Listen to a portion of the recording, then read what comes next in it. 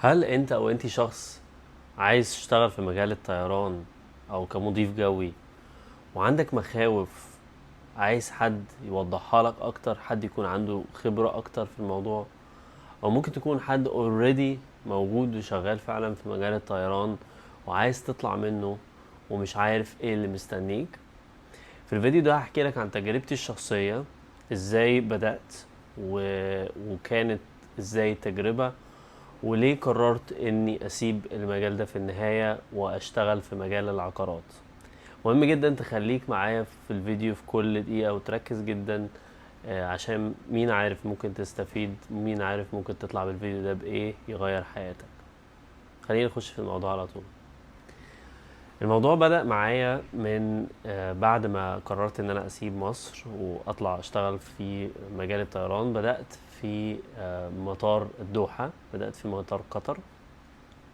كنت بشتغل في المطار في الهاندلنج بتاع خدمة العملاء والشنط والحاجات اللي زي كده. طبعا الشغلانة كانت صعبة جدا والمرتب بتاعها كان قليل جدا، بس انا ما كانش فارق معايا قوي، لاني قلت لنفسي ان انا كاني هعتبر ان انا دخلت الجيش، لان انا ما دخلتش الجيش. فقلت خليني اعتبر ان انا دخلت الجيش واخد التجربة دي من منطلق اللي هي تجربة. وفعلا بدأت، وكانت الشغلانة صعبة جدا، بس في نفس الوقت قلت لنفسي انا دلوقتي كأني بتعلم، واكيد هيحصل حاجة هتغير الصعوبة دي، او اكيد هتعلم بشكل معين بحيث ان انا اتطور في المجال ده. لحد ما بدأت اشوف المضيفين الجويين وهم بيدخلوا البوابة، بيطلعوا الطيارة، بيشتغلوا 5 6 ساعات وبينزلوا يعملوا ريلاكسيشن في اوتيل 24 ساعة. وقلت لنفسي وانا لسه في الشغل يعني انا بكون في الشيفت مثلا 10 ساعات، هو بيوصل وبيخرج وانا لسه في الشغل. فقلت لنفسي انا ايه اللي بعمله في نفسي ده؟ انا ليه قاعد في الشغلانه دي؟ طب ما انا ادخل اشتغل، اجرب شغلانه المضيف الجوي. بس طبعا كان عندي مخاوف منها، ان تقديم الخمور والحاجات زي كده، وطبعا ان انا جاي من عيله ملتزمه دينيا، فكان الموضوع ده شويه مقلقني. ولكن قررت ان انا اخوض التجربه ايا كان النتيجه بتاعتها. وفعلا رحت قدمت واتسهلت الموضوع بشكل غريب، وانضميت لواحد من الطيرانات اللي في الامارات. مرضتش طبعا ان انا انضم في نفس الدولة اللي انا كنت فيها، لان كان في صعوبات في المعيشة يعني طبعا بناء على خبرتي من كلامي مع الناس اللي بيشتغلوا هناك، فمرضتش ان انا اشتغل مع نفس الطيران في نفس البلد. المهم رحت بدأت حياة جديدة، حياة ممتعة جدا. التريننج لوحده كان ممتع. حواليا طبعا ببص يمين وشمال، حواليا بنات حلوين، فكشاب مصري طالع من بيئة طبعا ما بشوفش الحاجات دي، فكنت منبهر جدا وحسيت ان انا يعني في عالم جديد مستنيني. عدت فترة التريننج وحسيت طبعا ان انا وحيد جدا، وحسيت ان انا ايه اللي عملته ده؟ انا ليه سبت الشغل اللي كنت قاعد فيه مع اصحابي؟ كنت كل يوم بنعمل حاجات جديدة وكان الموضوع جميل، كنت ملتزم، كنتش بعمل حاجات يعني سلبية وهكذا. المهم فمع الوقت ما بدأت أطير، وبدأت بحوط نفسي بالناس من النوعية اللي هم عايزين ينبسطوا وعايزين يعيشوا حياتهم وكده. فبدأت ان انا غصب عني كبني ادم بدأت ان انا ايه، طب انا كمان عايز اخرج، طب انا كمان عايز البس، طب انا كمان عايز اسهر. فبدأت اندرج معاهم في الاجواء بتاعة السهر والسفر والكلام ده. وده انا شايف ان مهما كان الشخص يعني ملتزم جدا في حياته، طبيعي ان انت هتقاوم مرة مرتين ثلاثة، لكن هيجي وقت عليك هتقول انا ليه قاعد لوحدي؟ انا ليه قاعد مثلا ما بعملش حاجة؟ طب ما انا ممكن اخرج مرة كده اشوف ايه الجو عامل ازاي. بس فبدأ من هنا ايه الموضوع، بدأنا طبعا بنخرج كتير، بدل ما انا كنت رايح مثلا عشان ابني مستقبلي او ابني حياتي، لقيت ان انا بعيش حياتي على قد ما اقدر، ما بفكرش في اي حد، ما بفكرش في اهلي، ما بفكرش في الناس اللي حواليا. طبعا الاجواء كلها كانت ناس بس عايزة تخرج وتنبسط، وهما مش عايزين يعملوا اي حاجة غير كده. فدي كانت الاجواء اللي حواليا طول الوقت. هل اثرت فيا؟ طبعا اقول لك اثرت فيا. بس الحاجة الكويسة اللي انا عملتها ان انا دايما كنت مخلي في وصلة ما بيني وبين ربنا، عمري ما قطعتها. لان كنت عارف ان في يوم من الايام هضطر، او مش هضطر، لاني كنت عارف ان في يوم من الايام هحتاج ان انا ارجع اقرب من ربنا تاني. وحتى يعني تخيلت في عقلي ان هو الوقت ده هيكون في سن الثلاثينات. معرفش جات في بالي كده في الفترة دي. طبعا الشغل ده، خليني اكلمكم شوية عن الشغل نفسه. في ايجابيات كتير جدا وفي سلبيات كتير جدا، على حسب ايه مدى قوتك، قوة شخصيتك، وعلى حسب ايه مدى انجرافك لحاجات مختلفة. حاجات مثلا من الحاجات الإيجابية جدا اللي في الشغلانة دي، ان انت بتطور من علاقاتك، بتطور من طريقة تعاملك مع الناس، بتشوف اماكن جديدة، بتوسع افاقك، بتوسع عقلك، بدل ما انت شايف الدنيا كلها من منظور واحد بس. لو انت مثلا من مصر او انت من اي دولة تانية، بتبقى شايف كل حاجة من منظور ضيق جدا، كأنك باصص يعني خرم صغير كده. في حين ان انت ما بتشوف ناس تانية عايشة ازاي، او بيفكروا ازاي، بياكلوا ايه، بيتكلموا ازاي، فبتبتدي ان انت تتطور في شخصيتك، وتبتدي ان انت توسع في افاقك. فبدل ما بتبقى مثلا كاره لحد، فبتبقى عندك شوية كده ايه تسامح في الموضوع، لان انت فهمت والناس دي بتعمل كده ليه، عايشة كده ازاي، وهكذا. فدي من الحاجات الإيجابية جدا. من الحاجات الإيجابية التانية برضو إن أنت لما تزور، تقعد بتزور يعني دول كتير، برضو نفس الكلام. ده كله بيكون شخصيتك، ده كله بيديك ثقة بنفسك، ده كله بيديك يعني زي ما تقول طبقات من العمق في روحك وفي شخصيتك. طبعا ده بالنسبة للإيجابيات. إيجابيات كتير جدا، وللأسف يعني في رأيي الشخصي السلبيات بتغطيها أكتر بكتير. هكلمكم عن الموضوع ده برضو بتعمق أكتر. ليه أنا شايف إن السلبيات يعني بتغطي الإيجابيات في المجال ده؟ عمرك سمعت المثل اللي بيقولك أنت لو بتقضي وقت مع 4 أشخاص وأنت الخامس بتاعهم، هتعمل نفس الحاجات اللي ال4 أشخاص دول بيعملوها، مهما كانت الحاجة دي كويسة أو مهما كانت الحاجة دي وحشة؟ يعني لو صاحبت 4 أشخاص بيدخنوا، أنت هتكون الخامس. لو صاحبت 4 أشخاص يعني مليانين شوية في الوزن، انت هتكون الخامس. لو صاحبت 4 أشخاص بيقروا، انت هتكون الخامس. فما بالك انت بتخش في مكان حواليك الناس كلها مثلا رايحين في اتجاه محدد، فصعب عليك جدا ان انت مهما كنت قوي ان انت تقاوم، او ان انت تنعزل بنفسك مثلا وتقول انا بس رايح احوش فلوس، انا رايح ابني مستقبلي. هتلاقي ان انت بتنجرف معاهم طبيعي جدا. طبعا هل انا نادم على مثلا ان انا يعني اشتغلت الشغل ده؟ اكيد لا طبعا، لان لو ما كنتش اشتغلت الشغل ده ما كانش في حاجات معينة في شخصيتي اتطورت. ولكن لو انا كنت رجعت بالزمن شوية، كنت اختياراتي هتتغير.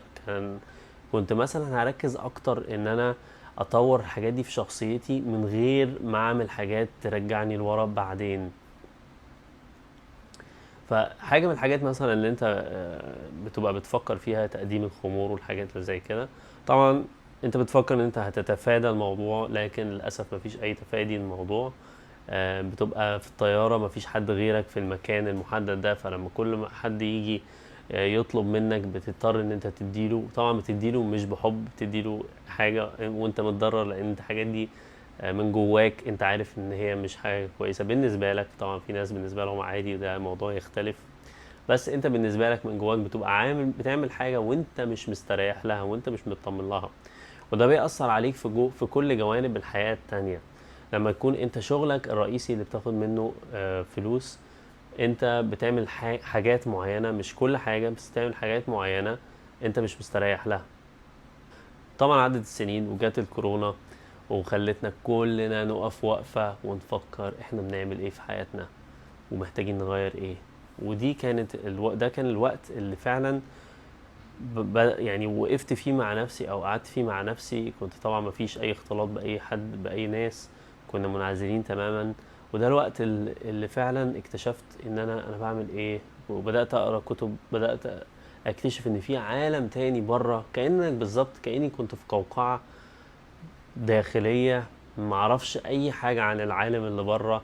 طبعا هم هناك في مجال الطيران ده بيدوك الاكوموديشن، بيدوك السكن، بيدوك المواصلات، بيدوك كل حاجه. انت فعلا بتبقى كبني ادم ما اتعلمتش تاخد اي مسؤوليات في الحياه، ما اتعلمتش ازاي مثلا ان انت تأجر شقة، ما اتعلمتش ازاي تدفع الفواتير. حتى لو اتعلمت الحاجات دي ما اتعلمتش ازاي تتحكم في نفسك وتتحكم في مصاريفك في حاجات معينة الحياة بتعلمها لك من الصعوبات اللي بتقابلها مع كل شهر. بالذات لما يكون الموضوع ده في بداية حياتك، كل ما كان في بداية حياتك كل ما كان أحسن، كل ما بتكبر كل ما كان بقى أصعب إن أنت تتعلم حاجات جديدة. طبعا ده معتقد ممكن يتغير عادي، ممكن أي حد يتعلم أي حاجة، ممكن مهما كان سنك ممكن تتعلم مهارات جديدة، ممكن تتعلم هوايات جديدة، مفيش أي مشكلة في الموضوع ده. ففي النهاية لما لقيت ان انا في حياتي كلها سألت نفسي سؤال، انا في النهاية بعمل بس ب1%، يعتبر 1% من قدراتي. يعني الرحلة نفسها بتبقى عبارة عن ايه؟ بتبقى عبارة عن تعامل مع الآخرين، وانت بتقدم لهم أكل، بيختاروا يا إما دجاج يا إما لحمة، بتقدم لهم شاي وقهوة، بيطلبوا منك طلبات طول الرحلة. طبعا في أوقات انت بتبقى متضايق مش عايز تديهم حاجة، فده شغلك الاساسي.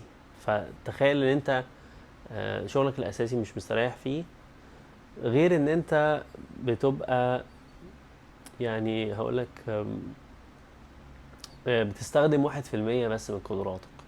لان اغلبية الوقت انت بتبقى فاضي، مثلا بتنزل في دولة تانية بتبقى عندك 24 ساعة او اكتر في بعض الحالات، فمعظم الوقت بتبقى فاضي.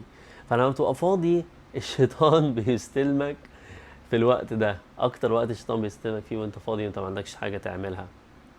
فطبعا لو انت عندك خطه، لو انت عندك حاجه محدده عايز تحققها، طبيعي كويس جدا ان انت يعني تمشي في الحاجه دي. لكن لو انت ما عندكش خطه هتندرج لحاجات خطط ناس تانية حواليك، سواء كانت دي حاجه خطط حلوه او خطط وحشه.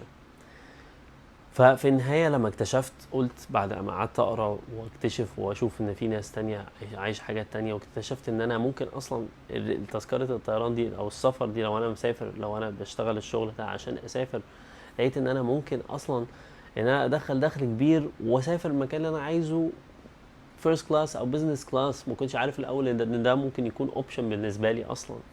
فلقيت ان في حاجات كتير انا ما كنتش اعرفها، ما كنتش يعني واعي بيها.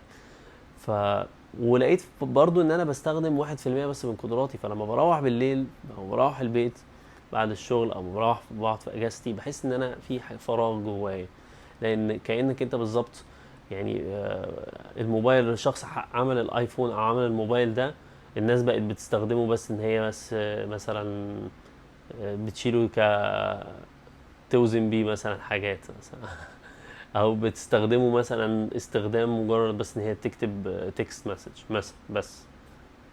فطبعا التليفون بيبقى يعني موجود وامكانياته موجوده، بس انت بتستخدمه في حاجات يعني تافهه جدا. فده كان احساسي. ف بس فقررت ان انا في النهايه لما طبعا بدات يحصل حاجه، بدات علامات تجيلي ان انا لازم اتحرك، لازم انتقل للمرحله اللي بعدها. حصل طبعا مواقف يعني صحتني وخلتني ان انا اتحرك، والا كنت هكمل بقية حياتي في الشغل ده. وبعدين قدمت استقالتي وطلعت على دبي، وبدأت رحلتي في مجال العقارات. بعد طبعا ما يعني بعد ما اكتشفت حاجات تانية، واكتشفت ان انا لازم اتعلم البيع، ولاني كنت بقرا في المبيعات او في كتب معينة، فهمت ان العقارات هي دي احسن مجال بالذات لو عايز تحقق منه يعني مبالغ او ارباح عالية. الغرض من الفيديو ده كله ايه؟ الغرض من الفيديو ده ان انا اقول لك انت دلوقتي لو شخص عايز تنضم او عايز تدخل في المجال بتاع الطيران ده، مش هقول لك ما تدخلش، طبعا كل واحد مننا عنده الاختيارات بتاعته او عنده التجارب اللي عايز ياخدها في الحياة، ودي حاجة انا مش شايف ان هي غلط، لكن مهم جدا ان انت تعرف انت هتعمل ايه بالظبط لما تدخل، وتبقى عندك خطة متكاملة، بحيث ان انت لما تدخل تعرف انت هتتوقع يقابلك ايه، بحيث ان انت تقدر تتفادى الحاجات السلبية اللي ممكن تقابلك. لو انت دخلت من غير اي خطة، عمرك هيروح مش هتلاقي ان انت حققت اي حاجة، هتنجرف في يعني مش عارف اقول لك، يعني هتنجرف مع ناس اصلا ما عندهمش اي هدف في الحياة، ولو ما فقتش او لو ما سبتش حتى وصلة ترجع بيها، هتلاقي الموضوع صعب جدا ان انت ترجع.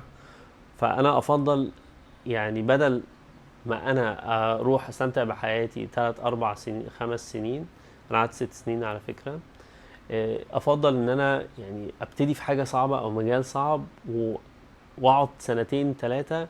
هيكون الموضوع صعب جدا هتعب فيه، بس بعدين هرتاح، بعدين هبقى بدخل دخل كبير، واحسن لي من ان انا اختار الحاجة السهلة دلوقتي وبعدين اواجه صعوبة بعدين في حياتي. اتمنى يكون الفيديو ده عجبكم. لو عايز تشوفني تاني او عايز تسمع عن خبرتي في مجال العقارات، ليه دخلت مجال العقارات وايه اللي حصل معايا من ساعة ما سبت مجال الطيران ودخلت في مجال العقارات، اشترك في القناة، متنساش تعمل لايك وسبسكرايب للفيديو ده، واكتب لي تحت في الكومنتات انت بتتفرج على الفيديو ده منين، عايز اعرف عشان اعرف مين بيتفرج على الفيديوهات بتاعتي. اشوفكم على خير.